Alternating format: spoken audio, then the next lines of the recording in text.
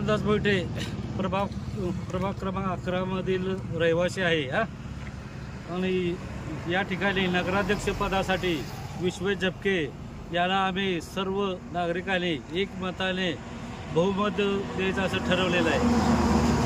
मी नामदेव देवळो खडतरे सांगोला नगरपालिका प्रभाग 11 मध्ये रहिवासी असतो।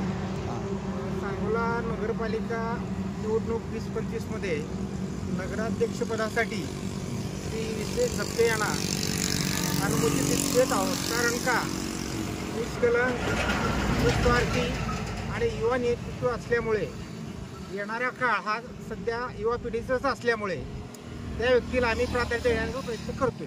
माझे नाव चंद्रकांत भगवान खडतरे असून मी प्रभाग क्रमांक 11 मधील मतदार आहे। कुणाची हवा आहे तर काय परिस्थिती 11 मध्ये आता सध्या?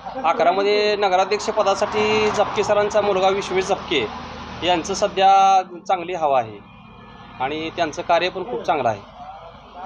शहरामध्ये आपण फिरत होता, काय त्रास होतोय नागरिकांना? शहरामध्ये रस्त्याची अतिशय दुरावस्था झालेली असून गटाराची कामे अनियमितपणे केल्यामुळे गटारे खूप झाली आहेत आणि पावसाळ्यामध्ये खूप चिखल आणि पाणी शहरामध्ये असल्यामुळे नागरिकांची खूप मोठ्या प्रमाणामध्ये गैरसोय होते। आमच्या वाडीत सध्या विश्वेश झपके यांची प्रचंड मतांची चर्चाच आहे आणि त्यांना आम्ही भरपूर मतांनी निवडून पण देणार आहोत। विश्वेश झपकेबद्दल सांगायचं, विश्वेश झपकेचं बालपणच हे खारडवाडीत गेलं, त्यामुळे ते फक्त झपके सरांचे पुत्र नसून सगळ्या खारडवाडीचेच ते पुत्र आहेत असे, त्यामुळे त्यांना इथून प्रचंड मत पडणारच आहे। त्यामुळे काय नाही, प्रभाग 11 मध्ये मी तिथं रहिवासी आहे।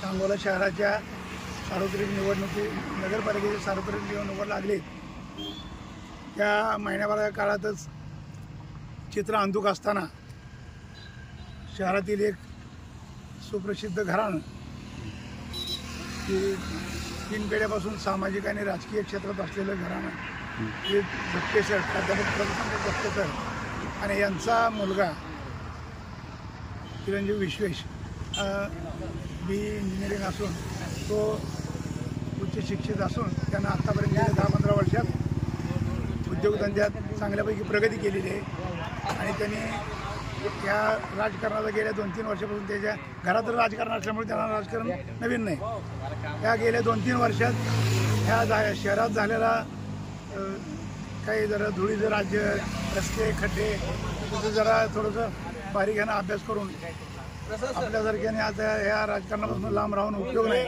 आपण यात उतरून काहीतरी सुधारणा केली पाहिजे हा विचार त्याच्या मनात घोळत होता आणि त्यानं प्रत्यक्षात वडिलांना बोलून दाखवलं आणि त्यांनी निर्णय घेतला।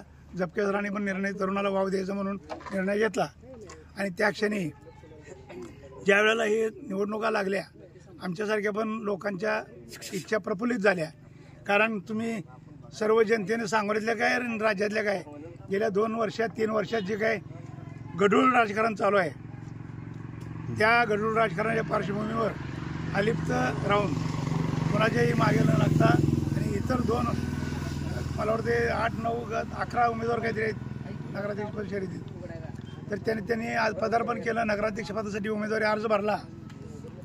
त्या दरम्यान त्यांनी प्राथमिक स्वरूपात इतर पक्षाशी सर्व शहरातील आपण चांगले सुजाण नागरिक निवडून बुद्धिवादी, कर्तव्यदक्ष, तरुण, ज्येष्ठ लोकांना घेऊन एखादं पॅनल करून शहराचा विकास सध्या जो खंडित झाला आहे, मुळातच विकास ही अखंड चालणारी प्रक्रिया आहे आणि ती प्रक्रिया ह्या गेल्या 7-8-10 वर्षात खंडित झालेली की आपण परत नव्यानं सुरू करूया हा मुद्दा मांडून इतर राजकीय पक्षाकडे झपके सर आणि विश्वेश या दोघा ठिकाणी ह्या 4-5 लोकांनी प्रस्ताव ठेवून आणि त्यांनी पण सुरुवातीला सकारात्मक दृष्टिकोन ठेवला, पण सध्याचा राज्यात चालवलेल्या गढूळ राजकारणाचा प्रादुर्भाव सांगोला शहरात पण जोरदार सुरू आहे आणि या पार्श्वभूमीवर या प्रभागातील नागरिकांना काय आवाहन करणार असेल? प्रभागातल्या नागरिकाला हेच आवाहन करणार आहे आम्ही, गेल्या म्हणजे ह्या आता सध्याची माझी पिढी आहे त्या वयाच्या पिढीला तर पहिल्यापासून झपकेचं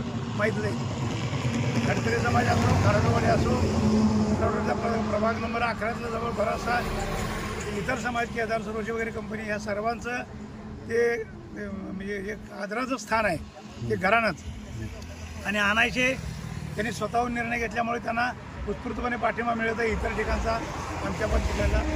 आणि उमेदवारीच्या दृष्टीनं इतर 2 उमेदवारी सध्याची शहरात चर्चेला आहे. त्या 2 उमेदवारापेक्षा विश्वेश जपके यांची प्रतिमा मिस्टर क्लीन आहे. काहीसुद्धा म्हणजे पाठी कोरी आहे आणि विचार प्रफुल्लित, सगळे नवीन पिढीचे विचार त्यांनी विजन घेऊन उतरलेत.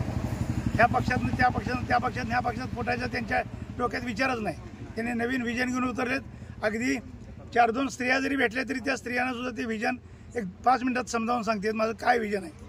रस्ते, गटारी, तरुणांचं नोकऱ्याचं काय प्रश्न, शिक्षणाचं काय, बाकीच्या तुमचं ते मॉडर्नायझेशन झालेलं कॉम्प्युटर युगातलं, अशा सगळ्या डिजिटल यंत्रणाचे काय, या सगळ्या प्रकारच्या सुविधाचं विजन घेऊन सध्या जपके उमेदवार प्रचारात व्यस्त आहेत. आणि घरोघरी मोठमोठ्या सभा घेण्यापेक्षा किंवा इतर ठिकाणी माझ्या याचा भाऊ करण्यापेक्षा त्यांनी स्वतःहून आता घर टू घर प्रत्येक ठिकाणी जाऊन पदयात्रा किंवा प्रत्यक्ष मतदारांचा संपर्क, कारण ते उद्योगधंद्यानिमित्त फारसे शहरात वगैरे इतर फिरत नव्हते, आपल्या लिमिटेड इकडे तिकडं व्यापारी वर्गात वगैरे असणं मित्रमंडळीत. पण गेल्या महिनाभरापासून त्यांनी जसं उमेदवारी जाहीर झाली तेव्हापासून सर्व शहरात घर टू घर ही त्यांचं जे सुरू आहे त्यांचं पदयात्रा.